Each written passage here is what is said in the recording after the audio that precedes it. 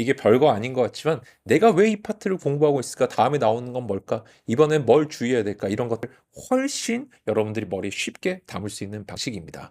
네, 여러분 안녕하세요. 이윤규 변호사입니다. 공법 시즌3 오늘 에피소드 네 번째인데요. 개념 자르기라는 걸 좀 보여드리고자 합니다.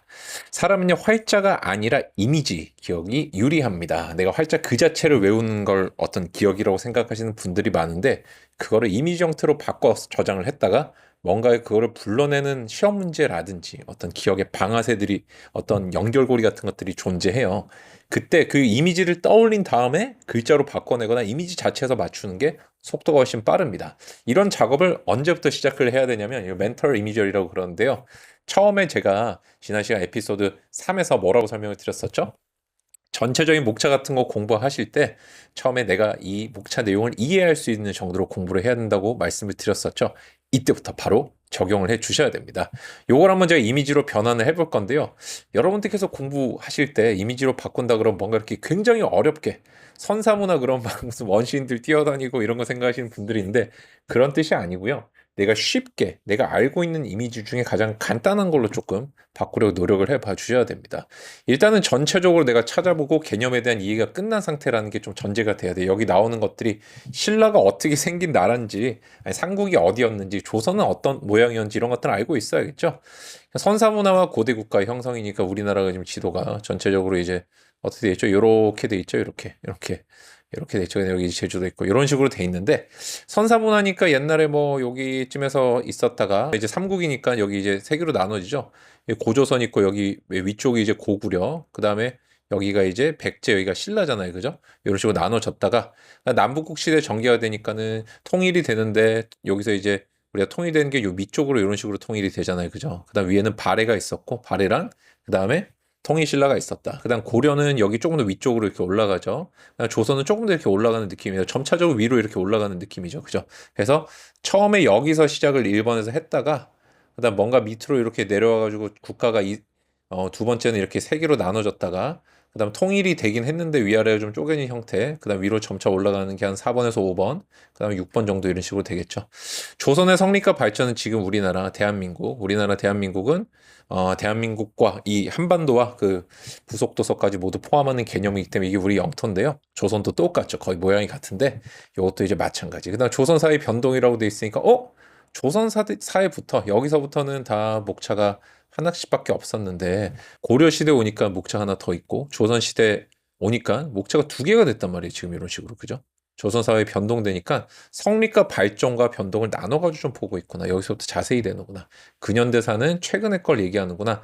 여기서의 느낌들도 한번 정리를 해보고 이미지로 정리하면은 통치 체제와 대외 관계를 성립하고 발전시켰다. 사림 세력과 정치 변화니까 이 사람들이 주도하던 세력이고 문화가 발달해서 훈민정음하고 유교 윤리가 보급됐고 외란과 호란 때문에 선조죠. 그때 뭔가 중간에 좀 문제가 있었는데 조선 사회가 이때부터 후기로 나뉘는구나. 이때부터 변동이 있어가지고 통치 제도가 바뀌고 붕당 정치 사람들끼리 이제 붕이 친구란 뜻이잖아요. 그죠?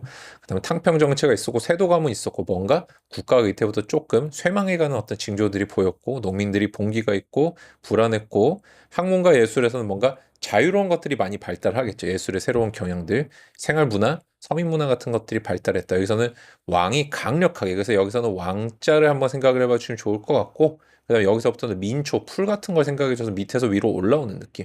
왕은 위에서 밑으로 내려가는 느낌이죠. 그래서 이런 이미지를 기억하시라는 게 아니라 조선 초기에는 성립과 발전 시기에는 위에서 밑으로 오는 화살표구나. 그다음 조선 사회 변동 후기는 점점 밑에서 위로 올라오는 화살표구나라는 똑같은 조선 시대 지도를 그리고 놓고 본다고 하더라도 처음에는 위에서 밑으로 이렇게 내려오는 느낌이었다가 뒤에는 밑에서 위로 올라가는 느낌이다. 근현대 사회의 전개도 넘어보니 국민 국가의 수립이라고 돼 있고 항일 민족 운동을 전개됐으니까 이제 어떤 외부 자체 여기 이제 일본이라는 나라가 있는데 외부 자체로부터 엄청난 압박이 있었는데 여기서 이제 벗어난 느낌이죠. 그죠? 이런 느낌들. 민주주의의 발전과 평화 통일을 위한 노력. 지금 이제 분단이 됐다. 그래서 우리가 사실 한국사는 그렇게 어렵지 않게 이미지를 다 만들 수 있습니다. 왜 제가 이걸 먼저 하냐면 여러분들이 가장 잘 알고 계시는 쉬운 것부터 한번 해보려고 그런 거예요. 그래도 조금 성립과 발전 이렇게 화살표로 한번 나눠가지고 보니까 훨씬 좀 쉽지 않나요? 그죠? 그래서 이 전체적인 흐름 속에서 자꾸 세부적인 내용들을 만들어 주신 노력을 기울여 주셔야 됩니다. 자, 수학도 한번 넘어갈게요. 이게 중학교 2학년 정도 수학인데요. 유리수와 소수, 시계계산, 부등식과 방정식, 함수, 도형의 성질, 도형의 닮은, 피타고라스 정리, 확률 이렇게 나오죠. 그래서 이것도 이미지로 만들어 보면 유리수와 소수는 어떤 식 안에 들어가는 숫자들이죠. 그 다음에 그걸 갖고 계산하는 것들이 나오니까 여기서 조그만 어떤 구성 요소들에 대해서 공부했다면 그것들이 이제 어떤 식으로 더하기, 빼기는 어떻게 되는지, 곱하기는 어떻게 되는지 이런 것들을 배우는 거고, 다항식 같은 경우는 뭐 숫자 하나만 있는 거죠. 뭐 2x 제곱 이런 식으로 있는 거지만 다항식은 플러스 마이너스 이런 게 나오는 거잖아요. 그죠? 그래서 뭔가가 합쳐지는 개념이구나. 그래서 발전하는 개념이구나. 이렇게 넓어지고 커지는 느낌의 개념을 생각해 주시면 되고요. 부등식과 방정식은 여러분들께서 다 알고 계시겠지만은 여기까지는 뭐였어요? 등식이었겠죠? 이렇게 무엇은 이런 거였다면은 부등식은 이런 거 얘기하죠. 같지 않고 크거나 작거나 뭐 같거나 아니면 같거나 크거나 같거나 작은 이런 관계. 방정식은 어떤 건가요? 옛날에 사람들이 이거를 계산할 때 네모가 방자거든요. 네모 방자를 그려가지고 계산했다 그래서 정자는 과정할 때 그 정자입니다. 그래서 어떤 x인지 y인지 값을 딱 넣으면 참인지 거짓인지가 가려지는 게 방정식이잖아요. 딱 그 숫자가 들어맞는 게 몇 개가 있는데 걔를 구하기 위한 경로, 과정 그런 것들을 방을 그려서 네모를 그려서 풀었다 그래서 방정식이라고 합니다. 고대 수학책에 방정이라는 이제 챕터가 있거든요. 그래서 이제 여기선 뭐예요? 우리가 어떤 구성 요소들 가지고 식을 어떻게 계산하는지 알았다면 조금 고차원적인 데로 넘어온 거죠. 그 다음에 그러니까 말하자면 여기까지 전체적인 이미지는 뭐냐면요. 이렇게 전체적으로 넓어지고 커지고 응용되는 이미지로 왔다고 봐주시면 됩니다. 함수는 뭔가요? 함자가 여러분들 보관함 할 때 그 함자예요. 그래서 여기다 뭔가를 집어넣으면 x를 집어넣으면 y 값이 딱 튀어나오는 이런 게 함수잖아요. 그죠? 1차 함수와 그래프, 2차 함수 같은 경우는 뭐 제곱이 있고 이런 것들이고 그래서 함수 같은 경우는 우리가 부등식과 방정식을 배웠기 때문에 구체적인 xy의 어떤 고정된 숫자를 딱 구하는 그 어떤 정형적인 그렇지만 굉장히 복잡하고 어려운 걸로 나왔구나. 지금 점차적으로 1번부터 2번, 3번, 4번까지 전체적인 이미지는 점차 이렇게 넓어지는 겁니다. 여러분들이 방금 이 이미지 떠올리고 오른쪽 보지 마세요. 여기 보지 마시고 여기에 하나씩 이름이 뭐가 들어간지 한번 떠올려 보세요. 여기 구성 요소가 되는 애들이었는데 숫자였어. 이름이 잘 안 외워지지만 뭐 유리수 소수가 있었고 여기는 계산하는 게 나왔었고 등식만 배우긴 좀 재미없으니까 부등식과 방정식이 나왔을 거 그죠? 그거를 총합으로 한 게 함수였다. 네모함에다 x 값을 넣으면 y 값이 팍 튀어나오는 이런 게 함수고 그 다음에 잘 보시면 그래프란 말이 있죠. 여기서 이제 이런 것들을 함수 그래프를 해서 이런 거 막 그리고 한단 말이에요. 그죠? 이런 것들을 갑자기 보세요. 1학기 때는 뭘 배웠냐면은 이 2D를 배웠어요. 평면을 배웠어요. 근데 2학기로 넘어가니까 3D로 갑자기 바뀝니다. 도형이라는 게 나오죠. 물론 이제 도형이 3D라고 하긴 좀 그렇지만 어쨌든 좀 입체적이죠. 우리가 그냥 그래프상으로 보던 걸 도형으로 바꾸고 이걸 기하라고 그러잖아요. 그래서 삼각형을 배우고 그런 것들이 어떻게 닮았는지 얘도 마찬가지로 확장해 나가는 성질을 가지고 있죠. 지금 전체적으로. 피타고라스 정리는 뭔가요? 맞습니다. 여기 1학기 때 배운 것과 2학기 초반에 배운 내용들을 합친 게 피타고라스 정리예요. x제곱 더하기 y제곱, 뭐 z제곱 이런 식으로 그죠? 이렇게 삼각형 그려가지고 요거 두 개 제곱합은 요것과 같다 이런 거잖아요. 그죠? 그러니까 지금까지 배운 식의 계산과 함수를 도형과 연결해서 씌운 거. 요런 식의 공부 흐름을 나가고 있다는 걸 알 수 있죠?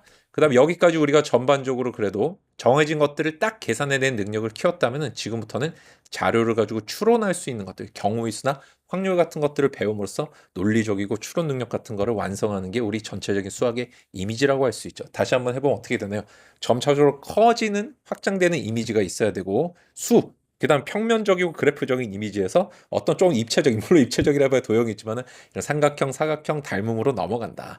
그다음에 최종적으로 피타고라스로 정리해서 빡 완결을 지은 후에 확률로서 뭔가 나의 이론적인 어떤 뭐랄까 이성적인 사고를 정리하는 그런 느낌으로 봐주시면 좋겠습니다. 이게 별거 아닌 것 같지만 내가 왜 이 파트를 공부하고 있을까? 다음에 나오는 건 뭘까? 이번엔 뭘 주의해야 될까? 이런 것들 훨씬 여러분들이 머리에 쉽게 담을 수 있는 방식입니다. 이런 것들을 잘 공부를 해두시면은 뭐 점차적으로 학년이 올라갈 때 저는 이제 중학교 때 걸로 지금 하고 있지만은 고등학교 가도 훨씬 쉽게 할 수 있다는 거예요. 점차 어려운 거 계속 해볼 거예요. 역학과 에너지 같은 것도 이제 물리인데 이거는 이제 고등학교 물리였나 그런데 자, 한번 볼게요. 힘과 운동 같은 경우는 어떻게 돼요? 어떤 물체에서 힘을 주니까 얘가 앞으로 쭉 나가는 거죠. 그래서 교과서부 같은 데 보면은 공 굴리면은 어디까지 올라가는지가 나옵니다. 그죠? 근데 이걸 하다 보니까는 공을 계속 굴리면 뭐가 발생해? 밑에 열이 발생하겠죠? 아하, 힘과 운동이라는 게 물체만 똑 떼어내고 보는 것, 그다음에 그 주변을 놓고 보는 거구나. 에너지와 열은 요런 느낌이 있는 거죠. 그래서 내가 물체만 놓고 보는 것에서 주변으로 이렇게 넓어지는 이미지를 기억을 해 주시면 요 1번과 2번 머릿속에 기억하기가 쉽습니다. 그다음 뜨겁게 열이 나는 이런 느낌이에요. 그죠? 확장되는 느낌입니다. 그래서 요거를 이미지로 표현하면 그냥 요렇게 표현을 해볼 수가 있을 것 같아요. 그죠? 자, 그다음 물질과 전자기장 보니까 물질의 전기적 특성이라는 게 나오니까 우리 전기 아시다시피 찌릿찌릿한 거 이렇게 건전지 같은 거 이렇게 연결시키면 어떻게 되나요? 이렇게 직렬로 연결시키면 이렇게 전기가 어디론가 흐르는 거죠. 근데 자기적 특성이라는 건 뭐예요? 아, 전기 이게 맞고 틀리고를 떠나고 내가 추론을 해보는 거예요. 전기라는 어떤 중심적인 게 있으면 그 주변에 자장이 형성되는구나, 자기가 있구나 이런 느낌이죠. 얘도 뭔가 하나를 공부하고 이렇게 퍼져나가는 거구나. 자, 그럼 우리가 역학 에너지랑 물질과 전자기장의 차이점은 뭔가요? 여기선 그래도 뭔가 눈에 보이는 물체니까 눈에 보이는 거고 전기는 눈에 보이지 않잖아요. 그다음에 더 세부적으로 들어가는 거겠죠. 그죠? 요런 이렇게 여기서는 뭔가 외부적인 부분을 조금 보는 거고 여기선 내부적인 부분을 조금 보는 것 같다. 눈에 안 보이는 어떤 그런 과학 도구들 써야만 보이는 것들 측정 가능한 걸 보나 보다 이런 느낌이죠. 그래서 물체의 겉과 속을 공부하는 게 이 물리 파트에서 전반적으로 배우는 내용이구나 이런 것들을 우리가 알 수 있는 겁니다. 자꾸 머릿속에 이렇게 지도를 짜주는 게 되게 중요합니다. 자, 성인 시험도 제가 2개 정도를 더 보겠습니다. 경찰학 많이 준비하신 요걸 한번 볼게요. 1편을 보니까 경찰과 경찰학, 경찰의 개념, 수단, 관할 이런 것들은 그냥 넘어가셔도 됩니다. 이미지를 만들지 마시고 이거는 그냥 처음에 도입부구나 이렇게 하고 넘어가시면 됩니다. 도입부는 최종 공부하고 나중에 보는 거예요. 자, 한국 경찰의 역사 제도 보니까 얘도 도입 2구나 이렇게 하고 그냥 넘어가 주시면 돼요. 그냥 전반적인 흐름 속에 이렇게 왔다. 자, 3번부터 보니까 자, 이제 알 수 있겠죠. 지금까지는 우리나라의 경찰에 대해서 했다면 외국의 경찰에 대해서 하는 게 비교 경찰이구나. 전 세계를 생각해 보시면 되겠죠. 여기까지 이미지는 어떻게 되나요? 작은 데서 전체적으로 이렇게 우리나라 이렇게 해서 이렇게 생겼잖아요. 이렇게 하고 여기 보면 미국 나오고 이렇게 지구본이 이렇게 생겼잖아요. 그죠? 이렇게 작은 데서 넓어지는 이미지구나 이렇게. 근데 갔다가 다시 이렇게 돌아옵니다. 경찰과 그 법적 토대가 나오고 자, 다음 파트 넘어가 볼게요. 토대가 나오고 그다음에 계속 이어서 토대 안을 보니까 서설은 보지 마세요. 그다음에 조직법이라는 게 있고 그다음에 경찰 공무원법이 있고 작용법이 있고 행정법 심화라는 게 있죠. 자, 요거를 이미지를 한번 만들어 볼게요. 어떤 조직이라는 거 그냥 네모로 한번 그려보면요. 이 안에 사람들이 있겠죠. 그죠? 이렇게 끝이에요. 자, 이 테두리에 있는 조직 자체를 공부하는 게 뭐예요? 2장이죠, 2장. 국가경찰과 자치경찰의 조직 및 운영에 관한 법률이고 그 속에 있는 경찰 공무원이 어떤 건지 사람에 대해서 배우는 게 경찰 공무원 조직법 제3장입니다. 경찰의 작용은 이 조직이든 사람이든 이 사람이 국민을 향해서 하는 봉사자 서번트의 지위에 있잖아요. 그죠? 그래서 이 사람들한테 어떤 거를 작용을 할 수 있는가 힘에 대한 역학관계에 대한 걸 얘기하는 게 작용법이고 그다음에 경찰법 심화는 모르겠으면 넘어가셔도 돼요, 지금. 그래서 전체적인 이미지가 어떻다? 2장은 전체적인 껍데기, 3장은 안에 있는 사람, 4장은 다른 사람에 대한 힘. 이렇게 된다. 여러분 그래서 어때요? 그냥 네모에 사람 안에 들어 있고 그다음 밖에 있는 민원인이 서 있는 거, 그다음 화살표를 그려주면 이게 전체적으로 이 경찰학 다 정리 이 파트를 한 거예요. 4편을. 자, 5편도 해볼게요. 경찰 행정학. 경찰 관리 개강 같은 거 보지 마세요. 조직 관리 나오고 인사 관리. 오! 똑같네. 여기 전체적인 조직, 껍데기, 그다음 안에 있는 인사 관리. 그다음에 인사를 뒷받침할 수 있는 게 예산이 나오니까 이 그림이 조금 더 구체화되겠네요. 아, 사람을 임용하고 월급도 줘야 되니까 여기에 돈 같은 뒷받침되는 제도가 있다. 돈이 있다 생각해 주시면 되겠죠? 일단 5장으로 한번 넘어가 보니까 어떻게 돼 있나요, 또? 자, 그다음에 정책론이라는 게 있으니까 자, 윗페이지 한번 보세요. 윗페이지. 이 경찰의 예산과 정책 어떤 느낌이 있을까? 이게 대국민적인 거잖아요. 대국민적인 거. 아, 그래서 지금 경찰이 공무원을 조직 단계에서 공무원을 뒷받침하는 게 예산이라고 한다면은 그다음에 작용적인 부분에서 들어오는 게 뭐다? 작용적인 부분에서 들어오는 게 바로 정책이다. 그래서 작용에서 넘어오는 거로 볼 수 있죠. 대국민에 대해서 어떤 정책을 펼쳐야 될지 뭐 어쩌면 따뜻하게 할지 아니면 엄정하게 할지 이런 것들도 있을 거고 그다음에 기타라는 게 있죠. 기타는 넘어가셔도 됩니다. 그냥 기타가 있구나. 그다음에 경찰 홍보가 뭐예요? 국민적으로 어떻게 알릴 건지 뭐 내부적인 것도 있고 밖으로도 있고 그다음에 통제라는 게 있으니까 아, 지금까지 경찰의 작용에 대해서만 얘기를 해왔지만 반대로 국민들이 우리를 어떤 식으로 좀 관리하고 통제할 수 있는지 그다음 이런 것들 한번 생각해 볼 필요가 있겠죠. 그다음 그림을 그리면 어떻게 되나요? 자, 다 요 네모 하나로 다 지금 설명이 되고 있죠. 경찰이 있고 국민이 있고 작용이 있는데 국민도 우리를 통제할 수 있다. 이게 지금 경찰 지금 파트의 끝이에요. 이게 경찰의 끝이에요. 자, 그래서 아까 다시 한번 여러분들 앞에 보지 마시고 그냥 이거 한번 해볼게요. 자, 여기 파트에 있는 게 뭐였어요? 이게 밖에 있는 게 조직 1, 2부였고 안에 사람에 대한 게 조직 그 3부 조직 두 번째. 그다음에 작용에 대한 게 물론 목차로는 이제 이게 2고 이게 3인데 2부, 3부, 4부가 뭐예요? 작용법이었고 그다음에 이 사람이 이제 국민이 우리한테 뭔가 하는 거 앞에 나오진 않는데 다음 파트 넘어가니까 뭐가 있었어요?